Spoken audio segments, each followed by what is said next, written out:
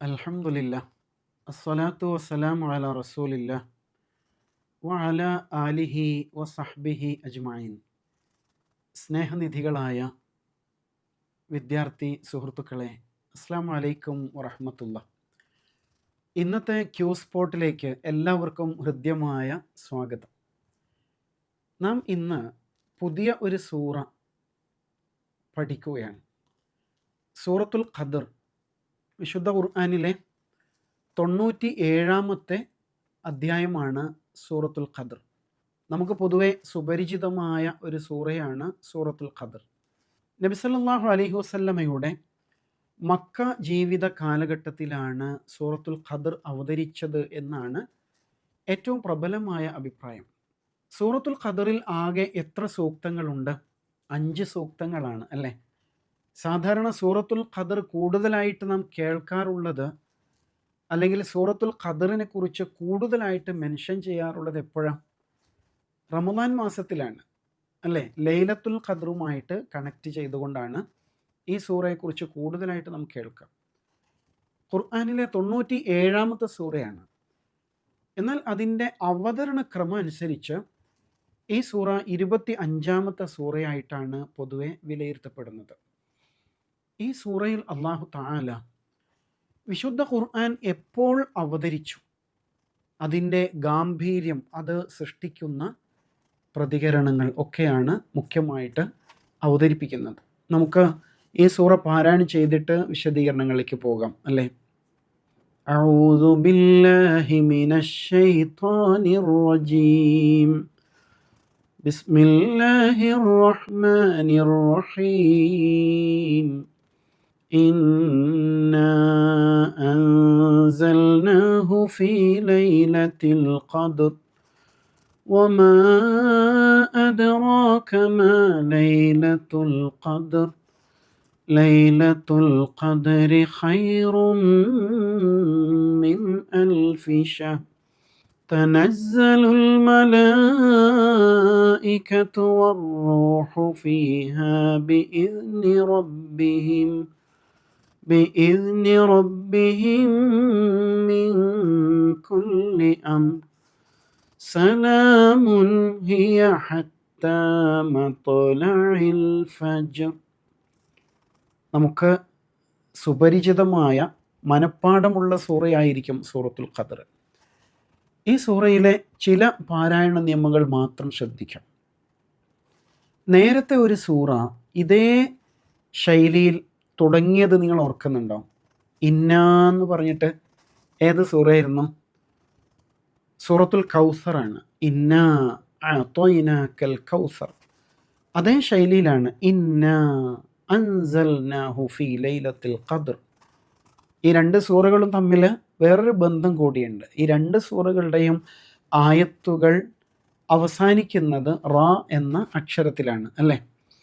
ഇന്ന അൻസൽന, അവിടെ ഇന്ന മണിക്കണം, ഇന്ന എന്ന് നീട്ടി വായിക്കണം അല്ലേ? അതേപോലെ ഖദർ എന്ന വാക്കിൽ ദാല് എന്ന അക്ഷരം ഉണ്ടല്ലോ, അത് സുക്കൂനായി വരുമ്പോൾ എങ്ങനെ വായിക്കാം? വ്യക്തതയോട് കൂടിയിട്ട് ഖദ് എന്ന് വായിക്കണം. അതേസമയം അത് കഴിഞ്ഞുള്ള റാ എന്ന അക്ഷരം സുക്കൂൻ വരുമ്പോൾ സൈലൻ്റ് ആണ്. ഖദർ ഖദർ ആ രൂപത്തിലാണ് വായിക്കേണ്ടത്. വമാ അദ്റാക മാ ലൈലത്തുൽ ഖദർ ലൈലത്തുൽ ഖദ്രി ഖൈറും മിൻ അൽഫി ശഹർ. ഖൈറും മിൻ അവിടെ മണിക്കണം. തനസ്സലുൽ മലായിക, അവിടെ മദ്ദുണ്ട് അല്ലേ? മലായിക നീട്ടി വായിക്കണം. വറൂഹ് ഫീഹ ബിഇദ്നി റബ്ബിഹിം മിൻ കുല്ലി അംർ, അവിടെ മണിക്കണം. സലാമുൻ ഹിയ, സലാമുൻ അവിടെ തെൻവീനുണ്ട്, അതിനുശേഷം ഹ എന്ന അക്ഷരം വരുന്നത് കൊണ്ട് മുറിച്ച് വ്യക്തതയോടെ വായിക്കണം. സലാമുൻ ഹിയ ഹത്താ മത്ലഇൽ ഫജ്ർ. ത്വാ സുക്കൂനായി വരുമ്പോഴും വ്യക്തമായി ഉച്ചരിക്കണം. നേരത്തെ നമ്മൾ പഠിച്ച 5 അക്ഷരങ്ങൾ ഓർക്കുന്നില്ലേ? ഖ ത് ബ് ജ് ദ് അല്ലേ? ഹുറൂഫുൽ ഖൽഖല. ഈ 5 അക്ഷരം സുക്കൂനായി വരുമ്പോൾ വ്യക്തമായിട്ടാണ് നമ്മൾ ഉച്ചരിക്കുന്നത്. അപ്പോൾ മത്ലഇൽ ഫജ്ർ, അവിടെ ജീമും അതേപോലെ തന്നെ വ്യക്തമായിട്ട് ഉച്ചരിക്കേണ്ട ഒരു അക്ഷരമാണ് അല്ലേ? ഇതാണ് സൂറത്തുൽ ഖദറിൻ്റെ പാരായണ ശൈലി എന്ന് പറയുന്നത്.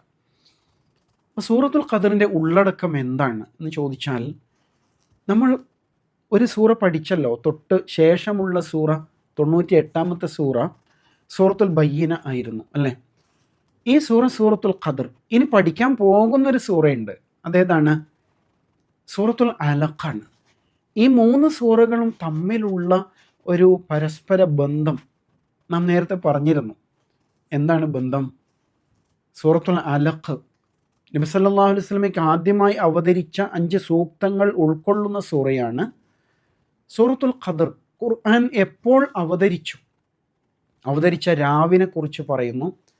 സൂറത്തുൽ ബയ്യിനയോ ഖുർആൻ അവതരിച്ച റസൂൽ സല്ലല്ലാഹു അലൈഹി വസല്ലമയുടെ പ്രത്യേകതകളാണ് പറയുന്നത്. ഈ നിലയ്ക്ക് 3ഉം ഖുർആനുമായിട്ട് റിലേറ്റഡ് ആണ് എന്ന് മനസ്സിലാക്കാൻ കഴിയും. ഖുർആൻ എപ്പോഴാണ് അവതരിച്ചത്? ഈ ചോദ്യത്തിന് ഖുർആൻ 3 ആയത്തുകളിലൂടെ ഉത്തരം പറയുന്നുണ്ട്. അതിൽ ഒന്ന് റമദാൻ മാസവുമായിട്ട് ബന്ധപ്പെട്ടത് തന്നെയാണ് അല്ലേ? നമ്മൾ റമദാനിൽ കൂടുതൽ കേട്ട ഒരു ആയത്തില്ലേ, ഷഹ്റു റമദാൻ അല്ലദീ ഉൻസില ഫീഹിൽ ഖുർആൻ. റമദാൻ മാസം ഖുർആൻ അവതീർണമായ മാസമാണ്. റമദാനിലാണ് ഖുർആൻ അവതരിച്ചത് എന്ന് കിട്ടി. ഇനി ഇതേ വിഷയം പറയുന്നത് സൂറത്തു ദുഖാനിലെ 3ാമത്തെ ആയത്തിൽ, ഇന്നാ അൻസൽനാഹു ഫീ ലൈലത്തിൻ മുബാറക. നിശ്ചയം നാം ഇതിനെ, ഈ ഖുർആനിനെ അനുഗ്രഹീതമായ മുബാറക്കായ ഒരു രാവിൽ അവതരിപ്പിച്ചു എന്ന് പറയുന്നുണ്ട്. അതേ കാര്യം തന്നെയാണ് ഈ സൂറയിൽ ഇന്നാ അൻസൽനാഹു ഫീ ലൈലത്തിൽ ഖദ്ർ എന്ന് മറ്റൊരു വിശേഷണം നൽകിക്കൊണ്ട് പറയുന്നത് അല്ലേ? അങ്ങനെ മനസ്സിലാക്കാം. അപ്പോൾ ഖുർആനിൻ്റെ അവതരണം എപ്പോഴായിരുന്നു എന്നതിനെക്കുറിച്ചാണ് ഈ 3 ആയത്തുകളും പറയുന്നത്. റമദാൻ മാസത്തിലാണ്. അതുകൊണ്ട് നമ്മൾ എന്ത് ചെയ്യുന്നു? റമദാനിൽ നോമ്പെടുക്കുന്നു അല്ലേ? ഖുർആൻ അവതരിച്ചതിന്, അള്ളാഹു നമുക്ക് നൽകിയതിന് നന്ദി പ്രകടിപ്പിച്ചുകൊണ്ടാണ് നാം നോമ്പെടുക്കുന്നത്. അതേപോലെ ഈ ഖുർആൻ അവതരിച്ച സവിശേഷമായ രാവിനെക്കുറിച്ച് ഈ സൂറയിൽ അള്ളാഹു തആല എടുത്തു പറയാണ്. അതാണ് ലൈലത്തുൽ ഖദ്റും ലൈലത്തും മുബാറക്കയും കൊണ്ട് ഉദ്ദേശിക്കുന്നത് എന്ന് മനസ്സിലാക്കാം. ഇനി നമുക്ക് 1ാമത്തെ ആയത്തിലേക്ക് കടക്കാം. ഇന്നാ അൻസൽനാഹു ഫീ ലൈലത്തിൽ ഖദ്ർ.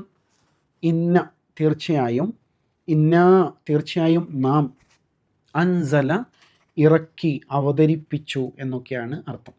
യുൻസിലു എന്നാണ് അതിൻ്റെ ഭാവികാല രൂപം, ഫ്യൂച്ചർ ടെൻസ്. അൻസൽനാ നാം അവതരിപ്പിച്ചു, ഹു ഏതിനെ? ഈ ഖുർആനിനെ നാം അവതരിപ്പിച്ചിരിക്കുന്നു. ഫി ഇൽ ലൈല രാവ്, അൽ ഖദർ. എന്താ ഖദറിൻ്റെ അർത്ഥം? 2 അർത്ഥമാണ് പൊതുവെ പറയാം. ഒന്ന് മഹത്വം എന്നാണ്, മഹത്വത്തിൻ്റെ രാവ്. രണ്ടാമത്തെ എന്താണ്? വിധി നിർണയിക്കുന്ന രാവ് എന്നാണ്, വിധി നിർണായകം എന്നായിരിക്കും. സാധാരണ ഖദർ അങ്ങനെ പറയാറില്ലേ? നമ്മൾ ഈമാൻ കാര്യം ചൊല്ലി പഠിച്ചപ്പോൾ അതിൽ 6ാമത്തേതായിട്ട് ഏതാ പഠിച്ചത്? വൽ ഖദിരി ഖൈരിഹി വ ശർരിഹി മിനല്ലാഹി തആല അല്ലേ? വൽ ഖദർ, വിധിയിലും ഞാൻ വിശ്വസിക്കുന്നു. ഖൈരിഹി വ ശർരിഹി മിനല്ലാഹി തആല, ആ വിധിയിലെ നന്മയും തിന്മയും അല്ലെങ്കിൽ ഉപകാരവും ഉപദ്രവവും എല്ലാം അള്ളാഹുവിൽ നിന്നുള്ളതാണ് എന്ന് ഞാൻ വിശ്വസിക്കുന്നു എന്നാണ് അല്ലേ? അപ്പോൾ ആ നിലയ്ക്ക് വിധി എന്നുള്ള അർത്ഥവും ഖദർ എന്ന വാക്കിന് ഉണ്ട് എന്ന് മനസ്സിലാക്കാം. ഇന്നാ അൻസൽനാഹു ഫീ ലൈലത്തുൽ ഖദർ. നിശ്ചയം നാം മഹത്വത്തിൻ്റെ അല്ലെങ്കിൽ വിധി നിർണായകമായ രാവിൽ ഇതിനെ, ഈ ഖുർആനിനെ അവതരിപ്പിച്ചിരിക്കുന്നു എന്ന് അല്ലാഹു തആല നമ്മോട് പറയാണ്. ഈ ആയത്തിൽ നാം എന്ന് എത്ര തവണയുണ്ട്? ഇന്നാ, നിശ്ചയം നാം, അൻസൽനാ നാം അവതരിപ്പിച്ചിരിക്കുന്നു, 2 തവണയുണ്ട് അല്ലേ? നിശ്ചയം നാം തന്നെയാണ് അവതരിപ്പിച്ചത് എന്നാണ് അവിടെ ഉദ്ദേശം. ഒന്നുകൂടി സ്ട്രെസ് ചെയ്ത് പറയാണ്, നാമാണ് ഈ ഖുർആനിനെ അവതരിപ്പിച്ചത്. ഖുർആൻ അള്ളാഹു അല്ലേ അവതരിപ്പിച്ചത്? തീർച്ചയായിട്ടും. പക്ഷെ ചിലർ പറഞ്ഞില്ലേ, ഇത് മുഹമ്മദ് സ്വല്ലല്ലാഹു അലൈഹി വസല്ലം അദ്ദേഹത്തിൻ്റെ ഭാവനയിൽ നിന്ന് എഴുതി ഉണ്ടാക്കിയതാണ്, അദ്ദേഹം കവിയാണ്, അല്ലെങ്കിൽ ഇങ്ങനെ ജ്യോത്സ്യം പറയുന്ന എന്തൊക്കെയോ കണക്ക് കൂട്ടിയിട്ടൊക്കെ സംസാരിക്കുന്ന ആളാണ്, മന്ത്രവാദിയാണ്, ഇങ്ങനെയൊക്കെ പറഞ്ഞിരുന്നു. അപ്പോൾ അള്ളാഹു പറയാണ് അല്ല, നാം തന്നെയാണ് എന്ന് ഉറപ്പിച്ചു പറയാണ്.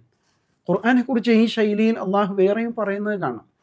ഇന്നാ നഹ്നു നസ്സൽന ദിക്ർ, നിശ്ചയം നാം തന്നെയാണ് ഈ ഉത്ബോധനം അവതരിപ്പിച്ചിരിക്കുന്നത് എന്ന് അള്ളാഹു പറയുന്നുണ്ട്. അപ്പോൾ അതിനെ ഒന്നുകൂടി എംഫസൈസ് ചെയ്ത് സ്ട്രെസ് ചെയ്ത് പറയാൻ വേണ്ടിയിട്ടാണ് ആ ശൈലി ഉപയോഗിക്കുന്നത് എന്ന് മനസ്സിലാക്കാം. ഇൻഷാ അല്ലാഹ് കൂടുതൽ വിശദീകരണം നമുക്ക് അടുത്ത ക്ലാസ്സുകളിൽ പ്രതീക്ഷിക്കാം. അള്ളാഹു സുബ്ഹാനഹു തആല വിശുദ്ധ ഖുർആനിനെ ഉൾക്കൊണ്ടുകൊണ്ട് ജീവിക്കുവാൻ നമ്മെ അനുഗ്രഹിക്കുമാറാവട്ടെ.